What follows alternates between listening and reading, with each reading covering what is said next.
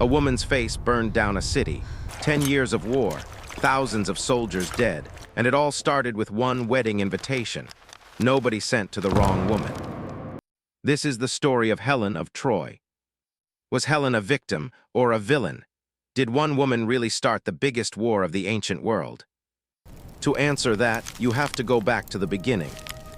One face, one choice, one war that changed the world forever. Long ago in ancient Greece, a girl was born who was not like other girls. Her name was Helen. Her mother was a queen named Leda, but her father was not a man. Her father was Zeus, the king of the gods. This made Helen half human and half divine, and it gave her something no other woman had. A face so beautiful, people said the gods themselves had made it. Helen grew up in the palace of Sparta. Word of her beauty spread across every kingdom in Greece. Kings heard about her, princes heard about her, warriors heard about her, and one by one they all wanted the same thing. They wanted to marry Helen. When Helen became old enough to marry, her stepfather sent out the invitation. Any king in Greece could come and try to win her hand. And they came, dozens of them. Kings from every corner of Greece traveled to Sparta. They brought gold. They brought horses. They brought promises of great kingdoms. Each man believed he deserved Helen more than the others. The palace was full of powerful men, and every one of them was a rival. Tension filled the air. One wrong word could start a war right there before Helen even chose a husband. Helen's stepfather understood the danger. Too many kings, too much pride. If he chose one man, the other kings might turn against him. They might destroy Sparta out of pure anger. He needed a plan, a clever plan. Then one man wins her. Before Helen could choose a husband, her stepfather asked for one thing. He asked every king to make a promise, a sacred oath. Each king had to swear this. Whoever became Helen's husband, all the others would protect that marriage. If any man ever tried to steal Helen away, every king in the room would join together. They would fight as one army. They would defend her husband's honor, no matter the cost. It seemed like a simple oath, a way to keep peace among powerful men. Nobody in that room understood what they were really agreeing to. Helen made her choice. She chose a king named Menelaus, the ruler of Sparta. He was strong, he was respected, and now he was her husband. Helen became queen of Sparta. She and Menelaus ruled together. For years, life was peaceful. The other kings kept their promise. Nobody tried to take Helen away. The oath sat quietly in the background like a sleeping storm. But that oath was still there, waiting. And one day it would force thousands of men into a war they never chose. Then a stranger arrives. Far across the sea, in a rich and powerful city called Troy, there lived a prince named Paris. Troy was famous for its high walls and its great wealth. And Paris, son of the Trojan king, was about to make a choice that would destroy his own city. The story starts with three goddesses, Hera, Athena, and Aphrodite. They argued over who was the most beautiful goddess of all. To settle the fight, they asked a mortal man to judge them. That man was Paris. Each goddess offered him a gift if he chose her. Hera offered him great power. Athena offered him wisdom and skill in battle. But Aphrodite, the goddess of love, offered him something different. She promised Paris the most beautiful woman in the world. Paris chose Aphrodite, and so Aphrodite promised to give him Helen. There was just one problem. Helen was already married. She was the queen of Sparta. Paris did not care. He traveled across the sea to Sparta, to the palace of Menelaus and Helen. Menelaus welcomed him as a guest. This was normal in ancient Greece. Hospitality was sacred. A host protected his guest, and a guest respected his host. But Paris broke that trust. While Menelaus was away from the palace, something happened between Paris and Helen. Ancient writers do not agree on what exactly happened. Some say Aphrodite used her power to make Helen fall in love with Paris. Some say Helen went with Paris willingly. Some say Paris simply took her by force. Nobody knows the full truth, but one thing is certain. When Paris sailed back to Troy, Helen was with him. Then Helen disappears. Menelaus came home to an empty palace. His wife was gone. His guest, the man he had welcomed with kindness, had betrayed him in the worst way possible. Menelaus was furious, but this was not only his problem anymore. This was Greece's problem. Remember the oath, the promise every king had sworn years before when Helen chose her husband. Now that promise had to be honored. Menelaus called on every king who had made that oath. He reminded them of their word. One by one, the kings answered the call.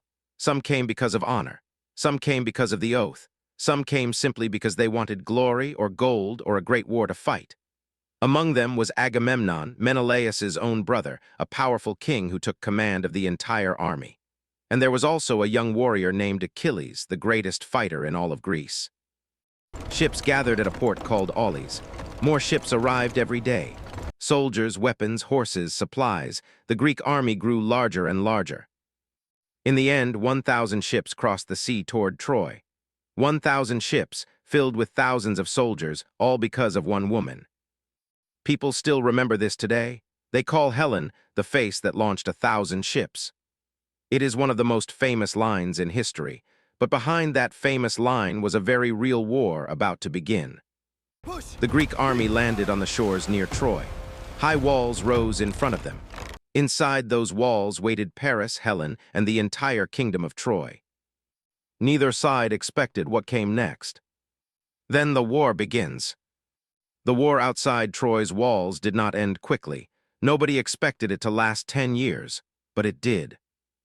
Every day brought more fighting. Every day brought more death. Soldiers fought in the fields outside the city walls. Bodies fell. Blood soaked the ground, and still the war continued. On the Greek side, Achilles stood above all other warriors. He was fast, strong, and almost impossible to defeat in battle. Soldiers feared him. Enemies ran from him. On the Trojan side, a prince named Hector led the defense. Hector was different from his brother, Paris. While Paris caused the war, Hector had to fight it. Hector was brave. He was loyal to his city. He fought not for glory, but to protect his family and his people. Year after year, the war dragged on. Neither side could win a final victory. Troy's walls were too strong to break. The Greek army was too large to defeat completely. Great heroes died on both sides. Families lost sons. Wives lost husbands. Children grew up without fathers. The war took everything from everyone and gave almost nothing back. 9 years passed, 9 long years of fighting, and still Troy stood.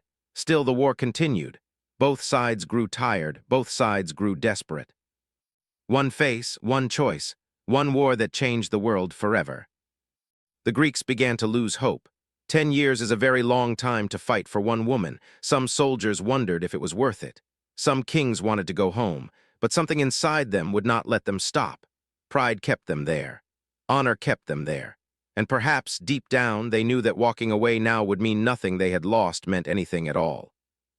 The Greek commanders needed a new plan. The old way of fighting was not working. Brute force could not break Troy's walls. They needed something smarter, something no one would expect. Then the Greeks get clever. After 9 years of fighting, the Greeks were tired. Tired of blood, tired of death, tired of a war that never seemed to end. They needed a new idea, something smarter than swords and shields. That idea came from a clever man named Odysseus. Odysseus was not the strongest warrior. He was not the fastest. But his mind was sharper than any sword, and his mind gave the Greeks a plan that would change everything. Odysseus told the other kings his idea. Build a giant horse, build it out of wood, make it big enough to hide soldiers inside, then leave it outside the gates of Troy and pretend to sail away. It sounded strange, it sounded almost impossible, but the Greeks had tried everything else, so they agreed. Greek soldiers built a massive wooden horse. It stood taller than the walls around it. Inside its hollow body, a small group of Greek warriors climbed in and hid. Odysseus was one of them. The rest of the Greek army burned their camp. They packed their ships. Then, in front of the Trojans watching from the walls, the Greek ships sailed away from the shore. To the people of Troy, it looked like victory. 10 years of war, and finally the Greeks were leaving. The impossible had happened. Troy had survived. The Trojans opened their gates. They walked out onto the battlefield where soldiers had died for 10 long years. And there, standing alone, was the wooden horse. The Trojans stared at it in wonder. What was this strange gift? Some Trojans were suspicious. A few voices warned the others not to trust it, but most people were too excited, too relieved, too ready to believe the war was finally over. They decided to bring the horse inside the city. It took many hands to pull it through the gates. The people of Troy celebrated. They sang. They drank wine. They believed after 10 years that peace had finally come. That night, while the city slept, the trap was set. Inside the wooden horse, the hidden Greek soldiers waited in silence. When the city grew quiet, they opened a small door and climbed out. Quietly, they moved through the dark streets. They opened the main gates of Troy from the inside. Outside, the Greek ships had not sailed far away at all. They had only hidden behind a nearby island. Now, under the cover of night, they returned. Thousands of Greek soldiers marched back onto the shore and through the open gates of Troy. One wooden trick ended 10 years of war in a single night. Then Troy burns. The city of Troy woke up to chaos. Greek soldiers filled the streets. Fire spread from house to house. Screams filled the night air. After 10 years of failing to break through Troy's walls, the Greek army had finally found a way inside, and now nothing could stop them. Trojan soldiers fought back, but it was too late. Many were caught by surprise, still half asleep, still confused by what was happening. The city that had stood strong for 10 years fell apart in just a few hours. Prince Hector, Troy's greatest defender, had already died earlier in the war, killed by Achilles in a famous duel outside the city walls. Without Hector, Troy had lost its strongest protector. Now, with the city burning, there was no one left who could save it. Paris, the prince whose choice had started this whole war, also died during the final battle. The man who had taken Helen away from Sparta did not live to see how the story ended. In the middle of the burning city, Menelaus searched for Helen. 10 years had passed since she disappeared from his palace. 10 years of war, death, and anger. Now he finally found her again. Ancient stories describe this moment with great emotion. Menelaus raised his sword. After everything Helen had caused, after everything he had lost, he was ready to kill her. Thousands of men had died because of her. But then something happened. Some old stories say Helen let her robe fall from her shoulder, revealing her legendary beauty once more. Others say Aphrodite protected her from a distance. Whatever the reason, Menelaus stopped. He lowered his sword. He could not kill her. Instead of ending her life, Menelaus forgave her. He took Helen back. Together, they left the burning ruins of Troy behind them and sailed home to Sparta. Behind them, the great city of Troy continued to burn. Buildings collapsed. Families were torn apart. A city that had stood proud for generations disappeared into fire and smoke, all because of a war that began with one woman, one choice, and one broken promise. One face, one choice, one war that changed the world forever. Then Helen goes home. Helen returned to Sparta as queen once again. She lived beside Menelaus, the husband she had left behind 10 years earlier. On the surface, life continued. But the question of what really happened never fully disappeared. Was Helen guilty? Did she choose to leave with Paris knowing the war it would cause? Or was she a victim taken against her will, controlled by the gods, unable to stop what was happening to her? Ancient writers could not agree. Different storytellers told different versions of Helen's choice, and each version changed how people saw her. In some ancient stories, Helen is shown as weak, easily tempted, willing to leave her husband for a handsome prince. In these versions, Helen carries the blame for the entire war. She becomes a symbol of beauty causing destruction, a warning about the dangerous power of desire. In other stories, Helen is shown very differently. She is a victim of the gods, forced into a situation she never wanted. In these versions, Aphrodite is the true villain, using Helen as a tool to win a private argument between goddesses. Helen becomes not the cause of the war, but another casualty of it. There is even a stranger version of the story. Some ancient writers claim that Helen never actually went to Troy at all. According to this version, the gods created a fake copy of Helen, made of clouds and magic, and sent that copy to Troy with Paris. The real Helen, they said, was hidden safely in Egypt the entire time, waiting for the war to end. If this version is true, it means an entire war was fought over an illusion. Thousands of men died for a woman who was never even there. Nobody can say for certain which version is true. Helen's story survived through thousands of years of retelling, and every generation shaped her differently, based on what they believed about beauty, blame, and the choices women were allowed to make.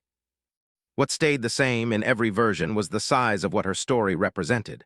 One woman, one face. A war that reshaped the ancient world and a mystery that historians and poets are still trying to solve even today. Then history must decide. So back to the question we asked at the very beginning. Was Helen of Troy a victim or a villain? Did one woman really start the biggest war of the ancient world?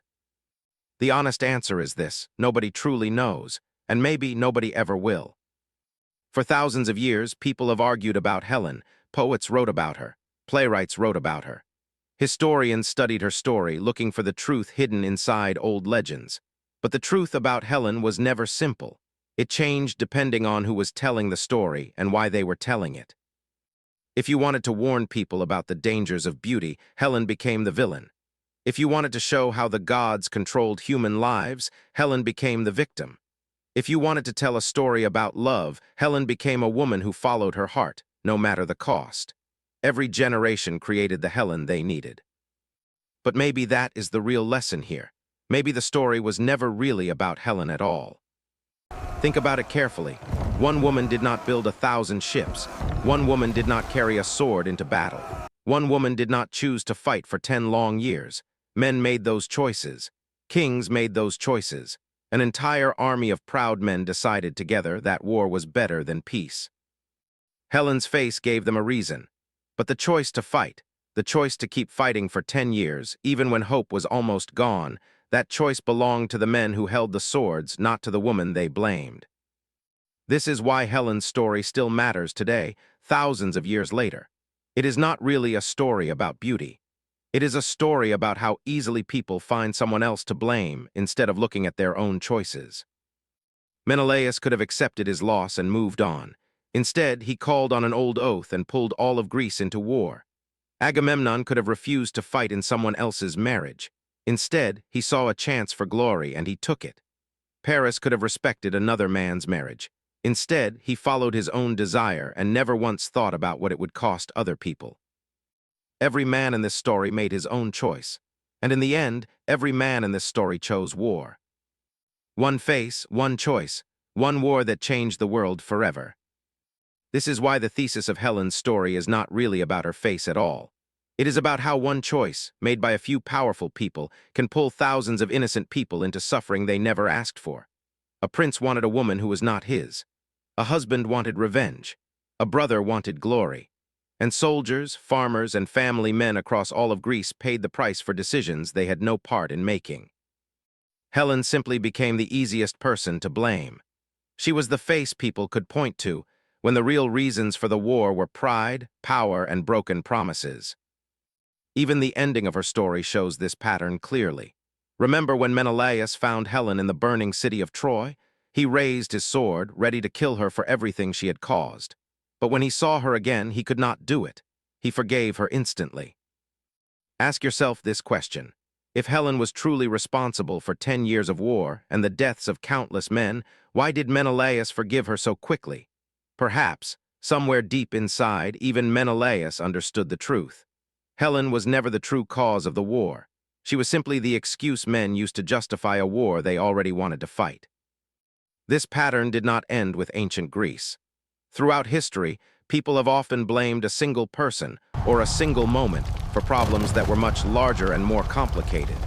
It is easier to blame one face than to admit that many people made many bad choices together. Helen of Troy teaches us this lesson, wrapped inside an ancient legend. A legend about gods, kings, wooden horses, and burning cities. But underneath all of that spectacle, there is a very human truth. People look for someone to blame so they do not have to examine their own choices. Was Helen guilty? Was she innocent? Perhaps that question was always the wrong question to ask. Perhaps the better question is this: why did an entire civilization need one woman's face to explain a war that so many men chose to fight? Helen of Troy lived the rest of her life as Queen of Sparta, beside the husband who once raised a sword against her. History does not tell us much about her final years. She fades quietly out of the story, the same way she was quietly blamed for starting it. But her name never faded. 3,000 years later, people still know her name. People still argue about her choices. people still ask whether she was a victim of the gods or a woman who chose her own fate. Maybe, in the end, the real story was never about one woman's face at all. Maybe it was always about how easily people go to war for pride, and how easily they find someone else to carry the blame when that war is finally over. One face, one choice, one war that changed the world forever. And perhaps that is the story of Helen of Troy, not a simple tale of a beautiful woman who caused destruction, but a mirror showing us how humans have always searched for simple answers to explain very complicated choices.